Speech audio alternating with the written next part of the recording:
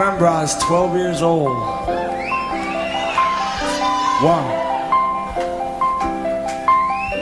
And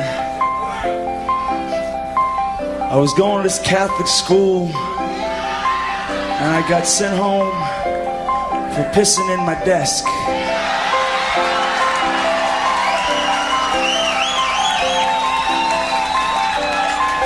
Obviously a popular pastime, right?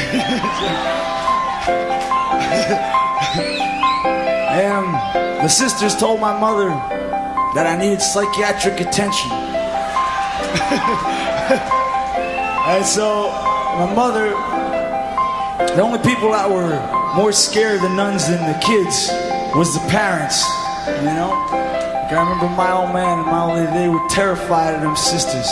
So downtown they take me to this doc, and I'm sitting down there on the couch, and he says, "Son, how did you get this way?"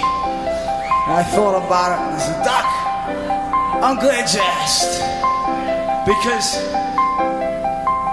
up till now I've kept it a secret, but the fact was I was a teenage werewolf."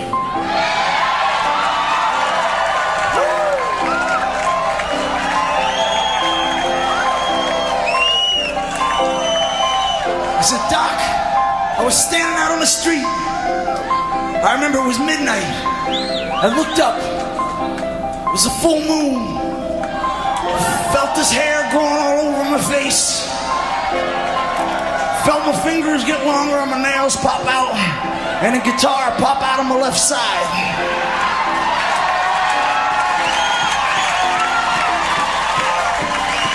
My pants got tighter, my hair got longer, and a man with a cigar come up and stung me on the ass.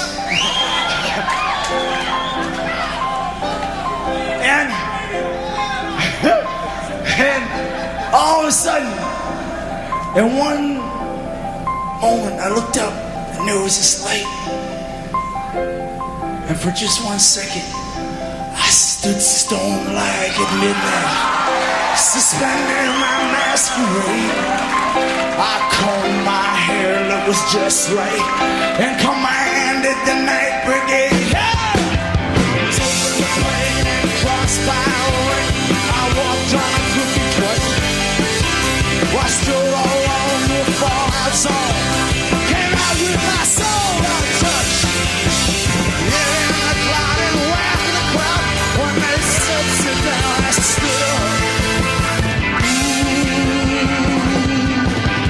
Growing up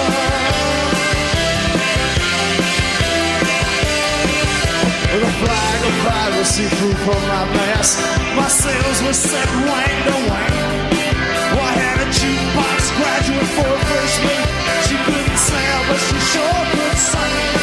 Why push me 52 by the winter blues when my gears set stubborn on stand? I fell for the rules straight in my old high school. Never once gave thought to land. Yeah, I glided way after the crowd. When they said come down, I threw up.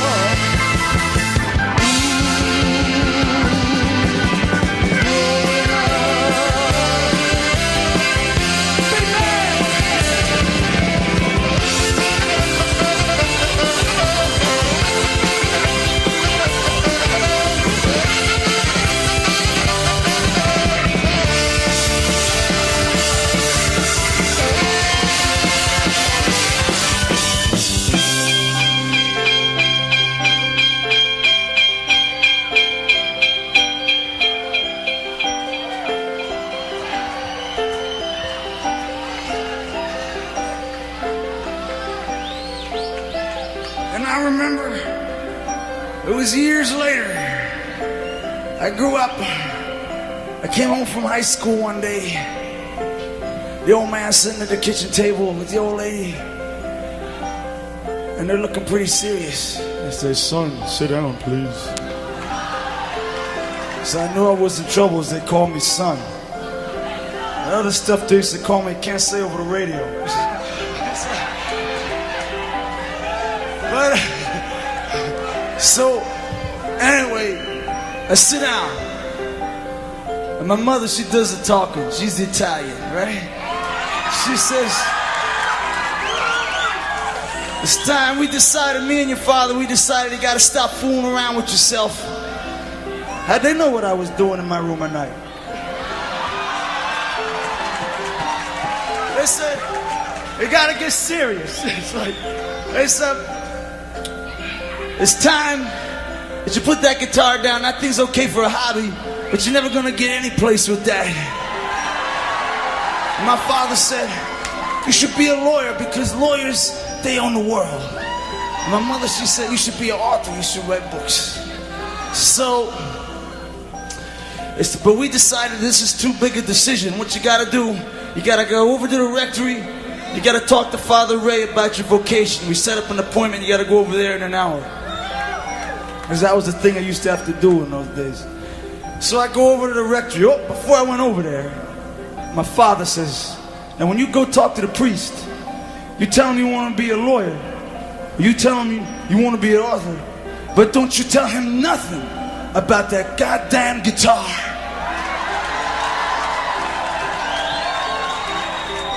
I said, okay. I go over to the priest's house. I ring on the doorbell.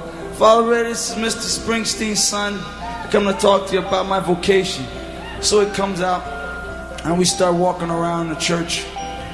And the priests in those days, they all had like the illusions of the bells of St. Mary. They've seen that movie too many times or something. They're all doing Patrick O'Brien. Is that his name? Pat O'Brien imitations. And like, we talked for a while, and he says, listen, I decided that this decision is too big for me to make. What you gotta do, you gotta go direct to God. You gotta talk to God about this. Now you tell him you want to be a lawyer. You tell him you want to be an author. But don't tell him nothing about being what? An interior decorator? That's you. But don't you tell him nothing about that goddamn guitar. I said, okay. So I figured I gotta go see God. Now all I had to go see him in was my mother's Rambler. It was all beat up, all smashed up, paint scraped off the side. So I drive over to Clarence's house. I said, Clarence, I got the word, I gotta go see God tonight. He said, well, you can't go in that car. I said, what do you mean I can't go in? This is the only car I got. He says, nah, look at things ugly as hell. It's like, you think he's gonna see you in that car? There's gonna be guys up there with Monte Carlos, Lincolns, Continentals. You think he's gonna notice you?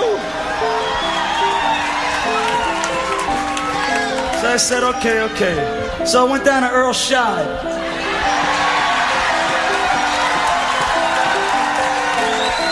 At the time it was $39.95. I went by the other day, I seen an Earl since up to $10. But anyway, he does the car, midnight blue. I leave the windows down, he does the interior for free. If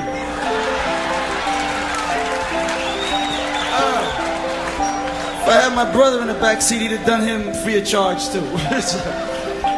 Anyway, me and Clarence, we drive out to see God. Clarence says he knows where he is. So we get out there, and I don't see nothing but this dark hill next to this cemetery. I say, Clarence, are you sure he's up there? You sure it ain't? You sure it ain't the other guy? This is the right place? And while I'm up there, what? Ask him about the tape player that somebody stole out of your room. So I had these two big questions I had to ask about Clarence's tape player and what I'm going to do with my life. So up the hill I go, and it's dark and it's scary and all these noises coming out of the woods.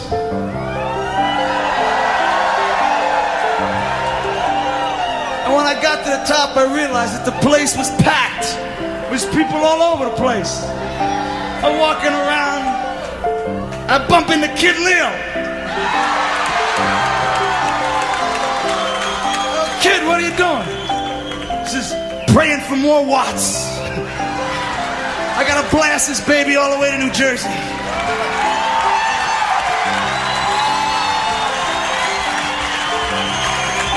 Crazy man up there. So I find myself a quiet place, I kneel down. They say, God, my father wants me to be a lawyer, my mother wants me to be an author, but I got this guitar, you see? And all of a sudden, heard this thunder.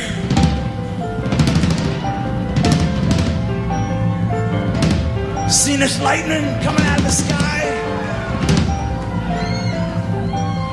It was real quiet for a while. And then I heard just 3 words.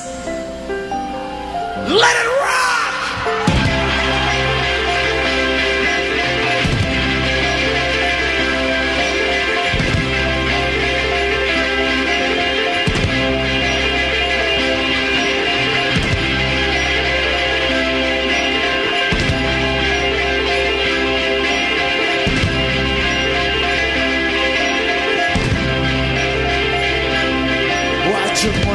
Vacations in the stratosphere. You know it's really hard to hold your breath. I swore I lost everything I ever loved and feared. I was a cosmic cat. My feet they finally took me to the earth. Got me a nice little place on the stars. I swore I found the key to the universe. Let me into the whole park thought. Right here on the cloud and round to the crowd. When they said sit down, I said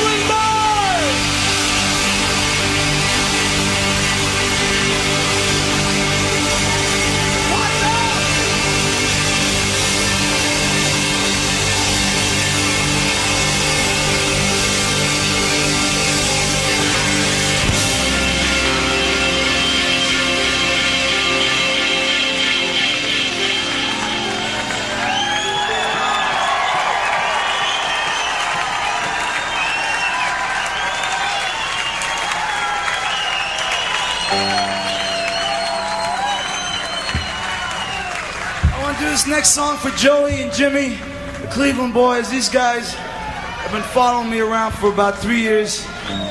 And get off my back, will you? Huh? This is for them because I love them so much. Roy.